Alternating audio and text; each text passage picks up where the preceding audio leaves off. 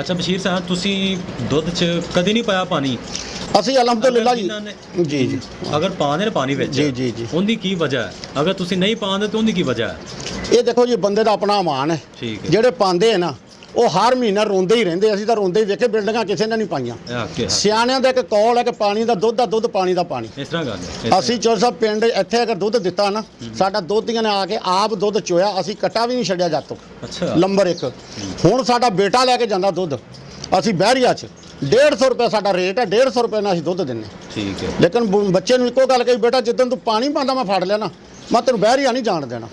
Number 1 ਹਲਾਲ ਰਿਜ਼ਕ ਕਮਾ ਕੇ ਲਿਆਏਗਾ ਤੇ ਸਾਨੂੰ ਵੀ ਸਕੂਨ ਹੈ ਤੇ ਤੈਨੂੰ ਵੀ ਸਕੂਨ। ਬਿਲਕੁਲ ਬਿਲਕੁਲ। ਇਨਸ਼ਾਅੱਲਾ ਅਲਹਮਦੁਲਿਲਾ, ਅੱਲਾ ਨੇ ਮੈਨੂੰ 5 ਬੇਟੇ ਦਿੱਤੇ ਹਨ, ਮੇਰੇ ਭਰਾਵਾਂ ਵਰਗੇ ਹੈ। ਠੀਕ ਹੈ। ਦੇਖ ਸਹੀ, ਬਾਕੀ ਕਿ ਕਿਉਂ ਤਾਬੇਦਾਰ ਹੈ ਇਹਨਾਂ ਨੂੰ? ਯਾਰ ਮੈਂ ਹਲਾਲ ਖਿਲਾਇਆ ਬਿਲਕੁਲ। ਤੇ ਜੇ ਮੈਂ ਇਹਨਾਂ ਨੂੰ ਹਰਾਮ ਖਿਲਾਣਾ, ਮੇਰੀ ਗੱਲ ਨਾ ਸੁਣਦੇ, ਨਾ ਫਰਮਾਨ ਹੋ ਜਾਣਾ। ਹਾਂਜੀ ਹਾਂਜੀ ਜੀ ਜੀ। ਇਹ ਗੱਲ ਹੈਗੀ ਹੈ। ਬਾਕੀ ਕਿ ਜੋ ਤੁਸੀਂ